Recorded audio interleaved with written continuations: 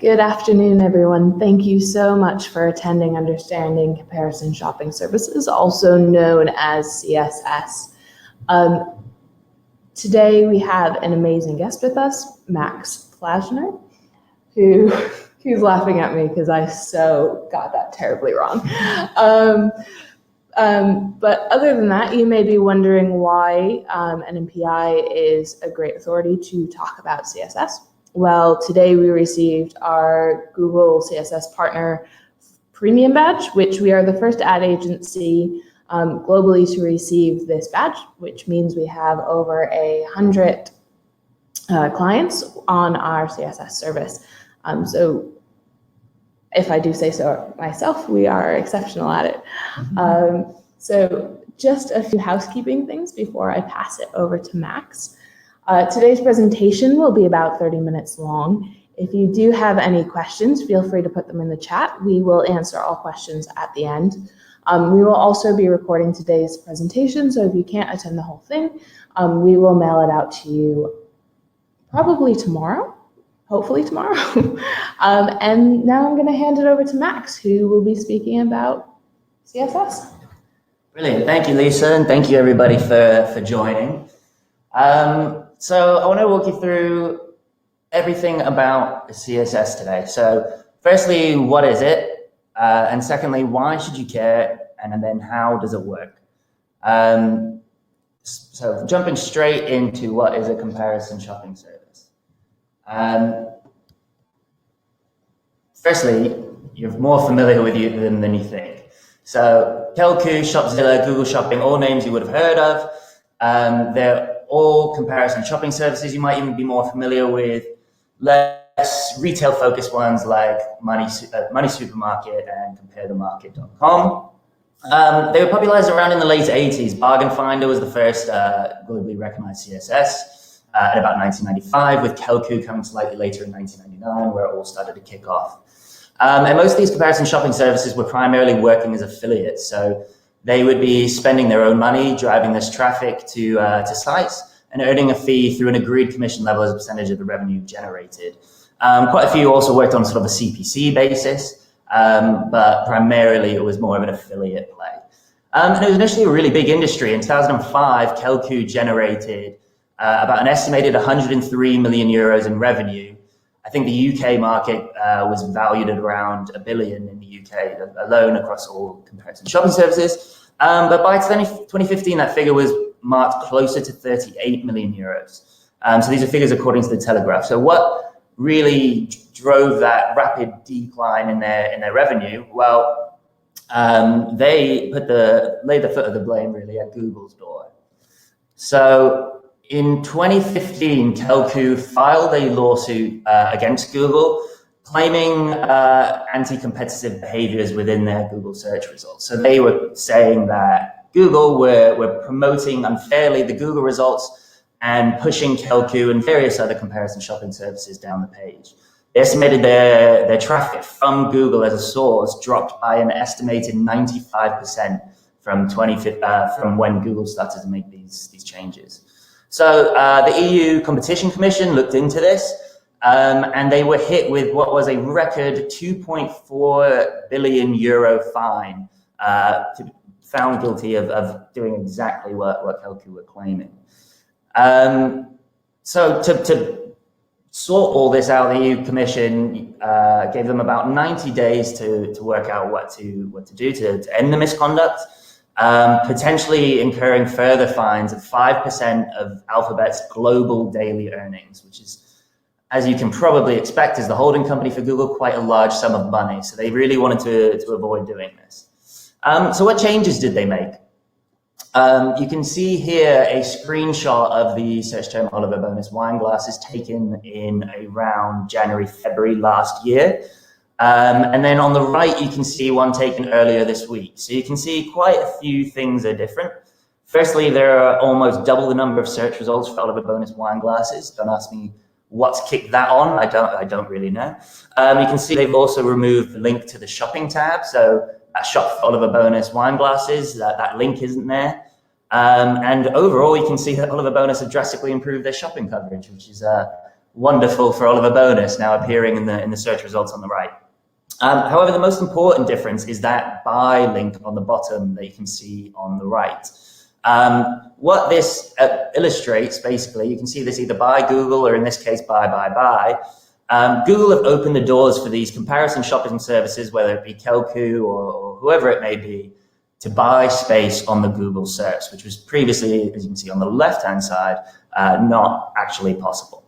So what happens when you click on these buy buttons? So if you click on the buy Google link at the bottom, that will take you straight through to the shopping tab, which you'll all be very familiar with. You can also access it at the top of that, bookmarks at the top at the shopping tab button. But what happens when you click on buy, you go through to a CSS. Buy, in this case being our CSS. But let's take a look at what these comparison shopping services look like. So this is one for Brilliant Save for the search bonus wine glasses. This is another one from RedBrain. And then finally, ours, which I think is slightly better looking, if you don't mind me saying, for Oliver Bonus wine glasses. However, a lot of people get overly caught up in the branding and the look and the feel of these pages. The reality is, the amount of people that actually click on that buy Google or buy or buy Kelku button is actually less than 1% of the users. So it really is a small percentage who actually even land on this page. The main benefit of the CSS is to function as an ability to buy Google shopping space. So why should you care if no one's really going on these pages? What is the fuss all about? Well, firstly, with the ability to buy Google shopping space via these different CSSs, it means there's a lot more people in the auction. A lot of people may not have been buying Google shopping before. They might not have been doing any shopping activity. What this can mean is there are more merchants in the space. And then several merchants might be choosing to do Google shopping themselves, but then run a comparison shopping service in conjunction for that. And a lot of these comparison shopping services might be working on a CPC or a affiliate CPA basis, meaning their targets and their performance goals are different, which could really differ the way that they bid for these products. So a lot of both these reasons combined can mean a drastic change to the shopping space. It can mean your share of voice goes down because there's more users in the space and more people bidding more aggressively. And in the same way, your CPCs can go down. More people in the space means more people in the auction driving up the CPCs. CPCs can go up, sorry. So both these things aren't particularly great for Google shopping results that you're seeing, even though you haven't opted into CSS at all. So a huge thing that is impacting our shopping results. Another benefit of it is that you can easily test new partners and tech at no risk. So if we take the example here of a menswear brand with a strict £10 CPA target, or ROAS target from their Google shopping, you can see here that there's different product groups that are performing very differently. So footwear is performing great, £15 ROAS, that's well above our goal. Jackets hitting it quite nicely, but t-shirts and hats and accessories are both performing lower than our ROAS goal. So what would happen in this situation when we're running Google shopping for this menswear brand? You'd find that you might slash the bids or even turn off these particular product groups. So there's a missed opportunity here to be driving these shirts and driving these hats. Now you can work with a CSS to work in conjunction with your Google shopping to be able to fill these gaps and provide that gap coverage. So taking these two underperforming product groups and charging them to a comparison shopping service, challenging them to work on a pure affiliate model and delivering that £10 ROAS. So basically taking something that wasn't working for you and that you've paid less attention to and even given up completely on, and challenging a CSS to see if they can deliver the goods on that basis. All at no risk for you, paying out a flat CPA on those products. But the main reason you should care is that you can save over 20% just by signing up for CSS. Now, CSS have been able to serve in the shopping space since late last year. However, there was a limited uptake initially as people couldn't really see the benefit. You still had to run through Google Merchant Center and you still had to run through Google Ads. What really was the point? So in fear of further punishment, without anyone actually buying these CSS spaces, Google this year started to openly incentivize the use of them. for fear of more EU fines. And they did this in two ways. They offered a CPC discount and they offered a spend match on whatever you were spending.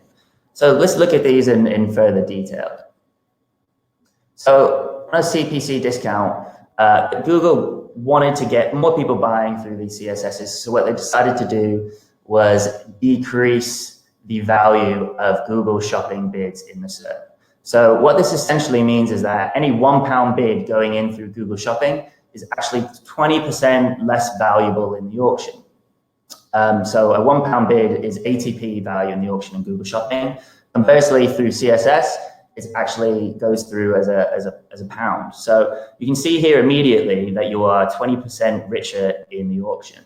Now, this can cause a lot of confusion for a lot of people. When they start running CSS, they just copy their campaigns over to be CSS and they instantly assume that their CPC is going to get cheaper without changing the bids in any shape or form. But the way to think about it is not 20% cheaper, but 20% richer in the auction. So what you can do is you can drop your bids by, in theory, 20% and achieve the same value, or you can actually keep your bids exactly the same and just get that 20% increase in the value and increase your impression share and your click-through rate as a result of that. And then on to the second benefit, which is spend match, which is the thing that has got everyone talking about CSS. So Google, again, even with the 20% discount to the CSS bids, are still seeing not enough people buying that space, and a lot of the results still coming up as by Google. So how could they further incentivize people? And that's to offer ad credits based on how much you spend within your CSS campaign. So you can see here that you can earn up to 32,000 euros per month just in ad credits alone. So an ad spend of at least 500 euros qualifies for 20% cashback. Anything above 2,500 euros gets 25%. And any merchant that spends over 10,000 euros can get 30% back. Capped at that 32,000 euros. So the incentive here is strong. You can get 32,000 back just in ad credits alone, not to mention the up to 20% discounts you're going to see in your CPCs. So if that doesn't convince you to buy through a CSS, I'm not sure what will. So how does it work? You know, people have a lot of questions about, is it a big job to transition over to the CSS? Is it worth it? Obviously, the benefits are really great, but what do I have to do to actually qualify for this? So the answer is it works almost identically to Google Shopping. So again, here we have an example for Oliver Bonus for somebody searching for jewelry box. You can see that there are 3 Google results in the first 3 positions and 2 CSS results following that. One thing to really note here is that Google doesn't allow you to double serve the same product. So there isn't an instance where you can take up the entire SERP with just the same product through multiple CSSs, which may seem like a disadvantage, but in reality is an actual advantage because this means that you're never second priced against yourself in the auction, meaning that running Google Shopping and running a CSS or even multiple CSSs at the same time won't drive up the CPCs for your existing Google Shopping campaigns. One thing also to note here is that you can actually, if you click through onto the product titles in the exact same way as with Google Shopping results, you go through straight to the product page. A click here on the buy link here at the bottom takes you straight through to the CSS itself with the corresponding search term pre-populated. And this is the main way where the CSS and Google differ. As you can see here, and you'll remember from me saying before, when you click on that by Google, that takes you through to the Google Shopping tab. So for all intents and purposes, everything is exactly the same, bar that very minor difference, but as mentioned, less than 1% of people actually click through that. And once you click through to this Google Shopping tab, it's also key to note that CSSs can still show up in the Google Shopping tab, depending on whether they have opted in or not. So how does it work on the back end? What do I need to put into place? So you still have to use a Google Merchant Center, but you need a special comparison shopping service Merchant Center. Now, any CSS partner that you can find out about on the Google Shopping partners page can help you to do that. It looks exactly the same, just with a few functional differences on the back end.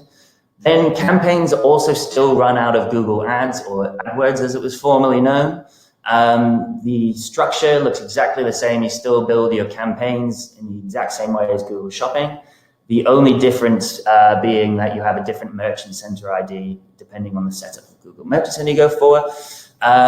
You can also use the same Google Ads account that you were using currently for Google Shopping and for text ads. A lot of people think you need to go and set up a brand new Google Ads account just for this, but in reality, you can run them in conjunction and makes things a whole lot easier if you actually do. And then how does the discount come through? This 20% discount that you can get on the CPCs. A lot of people think that they'll see it as an ad credit or something like that, but in reality, it just comes through straight in the campaign performance. So you'll have your Google Shopping campaigns on one side and you have your CSS campaigns on the other, and all should look exactly the same. Just your performance metrics should be about 20% better on your CPC, just as you would normally see. And then spend match. So that comes through as an ad voucher, just like you might get for any other sort of ad voucher you might get from Google. That gets paid roughly about 15 to 20 days after that 30-day period. So it's calculated on the 30-day period and gets plugged straight into your Google Ads account without you having to do much work for it. So what does it look like in your merchant center? So this is a really key point, and this is where you have to make a decision as a brand. There are two real options, each with various pros and cons. So you have two options, which are to clone your account and create basically a cloned GMC in a CSS account, or you can work with Google to actually switch your existing GMC over to CSS to allow you to run comparison shopping ads. So to clone, what are the benefits? What are the drawbacks? So the benefit of cloning it and running in conjunction is that you have that ability to split test comparison shopping services in Google yourself. You can run them in conjunction and you can adjust the bids, making sure that you are definitely seeing a benefit from campaigns. And you can split the traffic by the shopping tab in the SERP. So the CPC discount applies in the SERP, but it doesn't apply in the shopping tab. So a £1 bid from Google Shopping is a £1 bid, just like it is with CSS in the shopping tab. So by creating that divide, you can actually adjust campaigns so you can split that traffic, which is really useful because what we find is that the shopping tab converts at a much higher rate than traffic from the actual SERP. But what are the drawbacks here, really? It means that you lose the campaign data of your previous campaigns. If you were to switch over, all you do is Google switches it on the back end and you keep your existing campaigns, which has your performance data, which is really useful if you want to maintain your bidding strategies and all your bid adjustments. But to clone it, it means you would have to create a brand new set of campaigns, which for some people might not be ideal. However, if you're trying to have a bit of an update and a refresh of your shopping campaigns, it's perfect to do it this way. And the other disadvantage is that it's a bit of a longer lag to push changes into the GMC. So in your current GMC, you have your ability to push your changes whenever you want. With some CSS providers, sometimes they only pull from GMC to your brand new GMC in CSS, and they do that about once a day. So potential issues there if you have a rapidly changing inventory. And then what are the benefits of to switch? Obviously, as I mentioned, you get to keep that campaign data, which is great. There's no change to your GMC management. Everything stays the same. All you do is email Google and ask them to do the change for you. But again, the cons here are you don't have that ability to split test between CSS and Google or SERP and shopping tab. So it's up to you. You never know what's going to work best for each individual client, but you can do the variety of methods to help you achieve your goals. So how do you get started? How do I pick a CSS partner? As I mentioned, a lot of people get hung up on the look or the name of the website, but in reality, that has no impact on quality score and has no impact on the results you're going to see.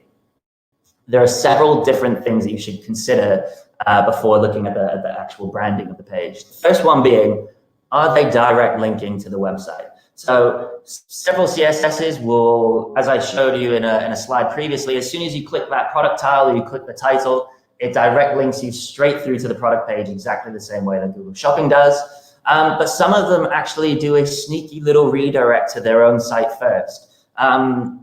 why they do this, it's to gather data and to sell this on to various parties. But it really leads to a poor customer experience and poor performance of campaigns. So make sure when you are partnering with a CSS, you ask them if they are direct linking to site or if they redirect to their own site first. The second thing is shopping aptitude. So when considering a CSS partner, the main thing that will change the performance for you is how strong their Google Shopping offering is, because essentially it's exactly the same as regular Google Shopping in the setup. A lot of these CSSs have only been running Google Shopping for the past 6 months since Google actually opened up the ability to run shopping up to them. So when you're considering a CSS partner, make sure you investigate what their Google Shopping skills are like. You'll find that actual ad agencies are largely more skilled in this area than people who are just comparison shopping services. The third thing to consider is what commercial models do they offer. You might be looking to run sort of gap coverage on a affiliate CPA basis, or you might be looking for someone to just traffic it all through you and keep the model the exact same way as it is. So make sure when you partner up with a CSS partner that you ask what commercial models are available and make sure they fit your needs. The final thing is what level of servicing do they offer? Do they offer reporting? Do they offer dashboards? How often do they push feeds to the CSS GMC? And how often do they update things on the actual CSS website? These are all questions that you really should be asking. And finally, I just wanted to share some results of one particular client with you. And this is for WatchShop, a leading UK watch retailer. What we found here was that we saw a 32% reduction in CPCs just from switching Google Shopping over to CSS. So even bigger than the 20% that we estimated. The key thing I want to leave you with here before I run into any questions as well is we don't know how long Google's going to be offering these sort of performance incentives. As soon as they hit their quota for the amount of results taken up by CSSs and not by Google, they may start pulling back on a lot of these benefits. So I really do encourage everyone to jump on this as soon as they can and make sure that they get the benefits. That is pretty much all I wanted to go through. I might run on to any questions.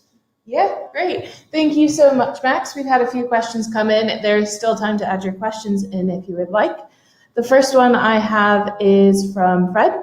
If I want to do clone method, how should I approach my bidding strategy? Okay, yeah, this is a good question. We found that a lot of people, when they run the clone method and they run things in conjunction, that they have questions over whether the CPC benefits when they start running it. As I mentioned, if you add everything and clone it exactly the same, you won't necessarily see that 20% reduction because you're 20% richer, you're not 20% cheaper. So what we've been suggesting that everyone does is that when they clone their Google AdWords accounts, we start them at a bid that is, say, 15% lower than your Google Shopping bids and gradually scale the bids up and gradually scale the Google Shopping bids down. So you actually hit breaking point when CSS starts overriding Google Shopping, and there you can test and change and make sure everything is working in the way that you want it. So it's definitely the safest option to work and make sure that you see the performance benefits that we want to see with CSS. Great. Our next question is from John. Google has stated that CSS networks cannot appear in the shopping tab. So how does that explanation work? I don't know who you're speaking to there, John, but people have the choice, the CSS network. So you can either choose to opt in or you can choose not to. I've got to be honest, we would thought it was exactly the same as you. We thought that CSS couldn't show up in shopping tab, but we were later told by Google that we actually could, and we've opted into. So some CSSs choose to opt into the tab at this point and some don't. So buy is opted in, but several others might not be. But yeah, we were confused about that initially as well, because the first communications we heard was that it didn't show up in the shopping tab either. But we've been reliably informed by the head of CSS at Google that we definitely are appearing, and we've seen it in our campaigns where we've switched Google off. Do you still get that 20% discount for shopping tab appearances? No, you don't. So what you'll find is that Google, if you do this method where you start your bids about 15% lower. What you'll find is that Google will actually take over the shopping tab more, and that CSS will control more of the SERP. And this is a really great way to be able to split the difference and see the campaigns split out. Our next question is from Carl. If the consumer is none the wiser that they are being redirected via a CSS before landing on an advertiser site, how does this impact conversion? Obviously, the customer experience isn't really great. What we found when clicking through a lot of these ones through some CSSs that do redirect to their site is that the load time is exceptionally slow. There are also some issues. I mean, I don't know what level of pixeling they do when they do redirect there. I'm not even entirely sure how GDPR compliant it is, to be honest. But they're still allowed to do it. Google have said and stated that they generally prefer everyone to direct link straight to the site and not have them go through their CSS. So overall, for the customer experience, it's a lot better. There's a lot less sneaky redirects, and with changes coming with Apple ITP and parallel tracking, who knows how that's going to affect things. Okay, so we've got two more questions. One more from John. If all activity has been moved to CSS, how much traffic have they lost due to no longer appearing in the shopping tab? So again, yeah, as stated before, we were under the same impression. We didn't think we showed up in the shopping tab, but we've seen firsthand that our results do. The one thing to note on this is that you don't get the same visibility in the shopping tab as you do in the SERP. So you don't get that by Google or by Kelku or by whoever. However, those are actually CSS run results. But again, check with the CSS partner that you're working with. Some may be opted into the tab and some may not. Great. And one last one from Fred. Have you heard some say that they have seen a dip in conversion rate? Is this true? Again, this is something that's cropped up a fair amount with people who are going with the clone method, so running shopping CSS in conjunction. As mentioned, if you do the bidding strategy of going, say, 15% lower, you'll find that, as I said before, that Google Shopping will take over the shopping tab and CSS will take more of the SERP. And what we found is that the Google Shopping tab converts at a much higher rate than the SERP, mainly because if you think about it, people who are loading results in the actual SERP are more, higher up the funnel. They're still browsing. Someone who's actually entered into the shopping tab has shown a real intent to shop. I think we have time for one more question. Cool. Are you happy with that? Yeah. I didn't realize how many had come through. Thank you guys so much for all of your questions. Is it possible to run your Google Shopping activity along with using a CSS for the entire product catalog? Yeah, absolutely. You can run it with the entire product catalog. As mentioned, you don't get second priced against yourself, so there's no issues of you driving up CCs. In fact, we work that way with a lot of our clients, where we offer on the performance model, where they run their entire product catalog and they say achieve a 12% CPA from their shopping campaigns. There is absolutely no risk in them saying, okay, NMPI, can you deliver shopping results at a 10% CPA? So any time in which our results would actually leapfrog over those and show more often in the SERP, they're actually making a cost saving themselves. So by doing that model of having it as a gap coverage piece, you can actually make your campaigns more efficient just by working on that performance basis at a lower CPA than what you're achieving with your current Google Shopping campaigns. Great. I'm going to squeeze one more in because you're answering your questions quickly. And I want to answer as many of these as possible. If we don't get to your question now, we will absolutely include them in the email that we send out tomorrow with the recording. But my last question is, can you explain the process of cloning the Google Shopping campaigns, as when you copy and paste your campaign, you carry over the existing merchant tab? Is that a question on cloning? Okay, so the way that we do it when we're actually cloning the campaigns is, as you're completely right, if you copy and paste a shopping campaigns within the Google Ads interface, can't call it AdWords anymore. The Merchant Center ID comes with it, and you can't edit that once the campaign already exists live. What we found the best way to do it if anyone needs any tips, is to download it into AdWords Editor. Is that still called Google Ads Editor possibly now? I haven't checked it. But if you download it in there and you copy and paste the campaigns in Editor, you actually have the ability to edit the Merchant Center ID once you're in there. So that would be my recommended way of tackling that issue. Great. Thank you so much, Max, for your time today. As I mentioned, any questions that you have put forward and I didn't get a chance to answer, or Max didn't get a chance to answer, I will put in the email tomorrow and make sure those get over to you. If you do have any other questions, do not hesitate to get in touch. You can email myself, lisa@nmpidigital.com, or you can get in touch with us at info@nmpidigital.com. Thank you guys so much. Have a great afternoon and hopefully a great lunch.